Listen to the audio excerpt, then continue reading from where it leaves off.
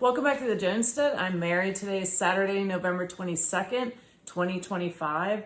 And just reported yesterday in Reuters, Tyson Foods will be closing a major beef plant in Lexington, Nebraska. And this will result in about 3,200 employees losing their jobs in a city of only 10,000. So this will be devastating to that town.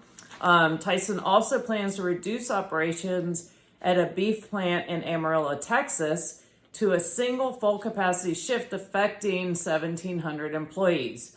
These changes are expected to take place around January 20th.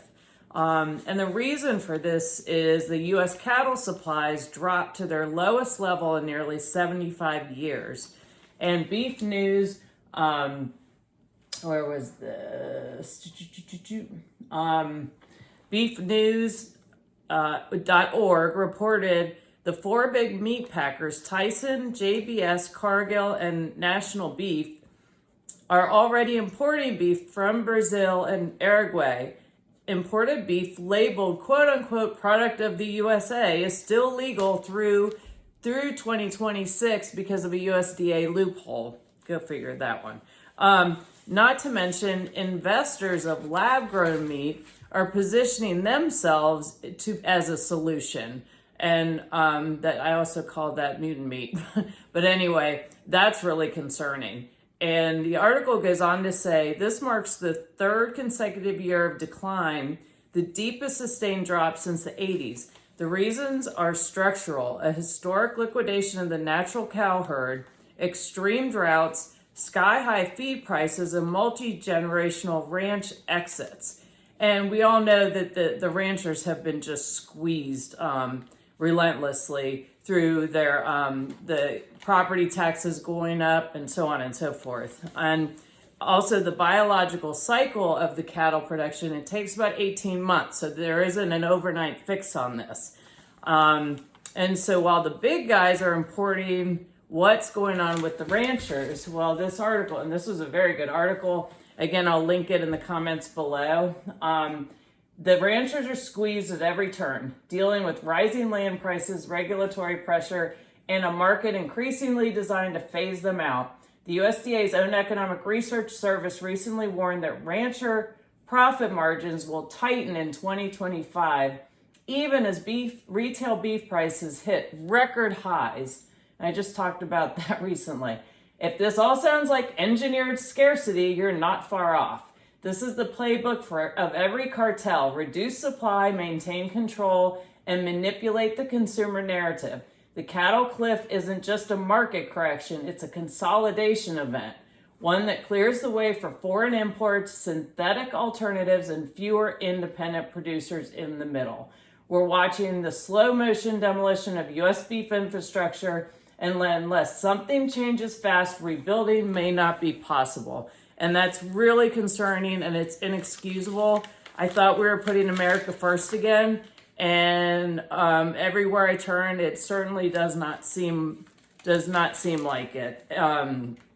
But anyway, so support your local rancher if you can, the best you can, and also keep in mind they've got a bunch of catch-up time to do as far as being able to rebuild their herds, but they need our support. Our government has kind of just put them aside. It seems like it's the big companies that are getting the special treatment, and we're seeing more and more consolidations, and we really need to get away from that.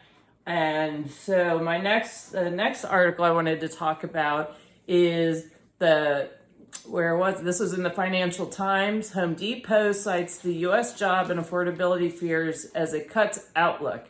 And the home improvement retailer blames sales slowdown on sluggish housing market and less destructive hurricane season. So they're upset because we haven't had a destructive hurricane season. So their sales on shingles, plywood, and so forth have gone down.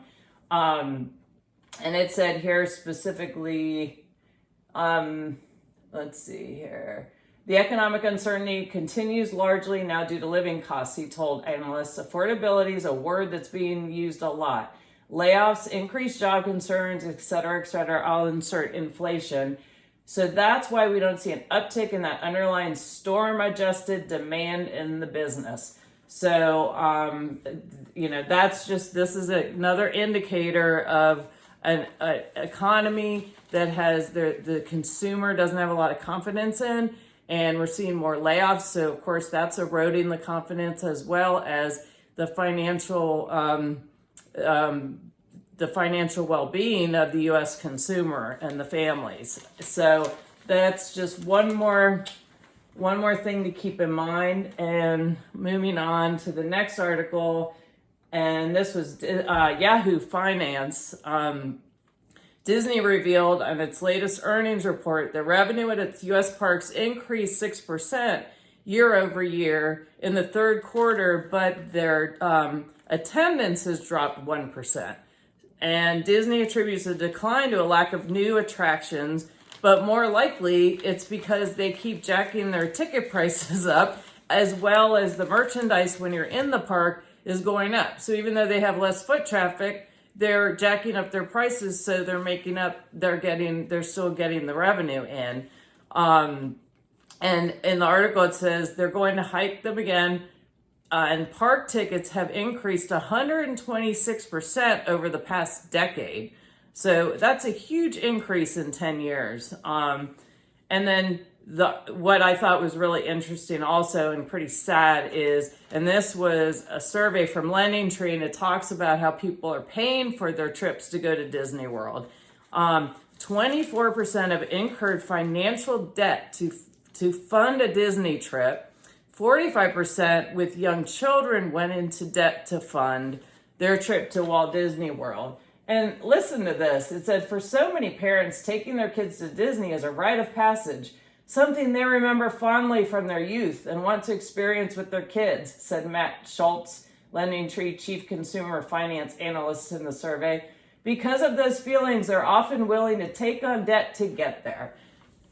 Don't take on debt to take your kids to Disney World. It's not worth it. Granted, I grew up camping, and I have a lot of memories from going camping. But my parents didn't go into debt to take us camping. And, these are, it's really sad that the family, I know they're doing it because they want to do something fun with the kids, and they want to go do something fun. I totally understand that. But save up for it and pay for it. Don't go into credit card debt to go to Disney World and feel like you're pressured to do that because your best friend's neighbors are going or whatever it is. And then speaking of taking on unnecessary debt, this leads me to my final topic for today. And that is, this was on NerdWallet specifically. And it's a 2025 holiday spending report.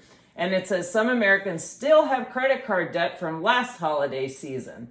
According to the survey, 31% of 2024 holiday shoppers who use credit cards still haven't paid off the balances. The same is true for 31% of 2024 travelers who used a credit card to travel. Using buy now, pay later to buy gifts may hit credit scores this holiday season. About 1 in 5 2025 holiday shoppers, which is, they say about 18%, will use buy now, pay later services to purchase presents. And this could impact credit scores as FICO rolls out new scoring model.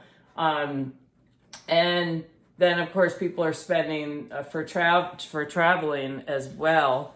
74% of the 2025 Christmas shoppers plan on using their credit cards to pay for Christmas. And again, I'm not a financial advisor, but don't feel pressured to do that. If your family and friends are upset because maybe you didn't get them a gift, or you didn't get what they expected you, maybe you need to reconsider, who your friends are and the priorities, because that's not what Christmas is about. And honestly, I think a lot of times baking things. And it is fun when you find that right thing for the right person. I get it. But don't go into debt to do it and jeopardize your family's financial future. And I was actually listening to a documentary today talking about the Great Depression. And they talked about the people that suffered the most then were the ones that they had debt, and they did not have any money set aside at home because literally all the banks shut down. And so people had no money. Like everyone was penniless all of a sudden until the FDR started reopening the banks, but picking and choosing what banks were getting open. So just keep that in mind. Again, in the Great Recession, the people that suffered the most were the ones that had debts. And it's not worth it. Put yourself in a great position. I mean, our country is in enough debt for everybody. So do everything you can. I know there are times where you are or you have a mortgage payment or a car payment. I get it. But just don't put yourself unnecessarily in those situations. For example, going to Disney World, or getting kind of swept up in the holiday season and just going on a crazy spending spree. And it's November the next year and you're looking at your credit cards and you're like, I can't believe I'm still paying for this. So anyway, just kind of keep that in mind and don't get pressured into the whole consumerism.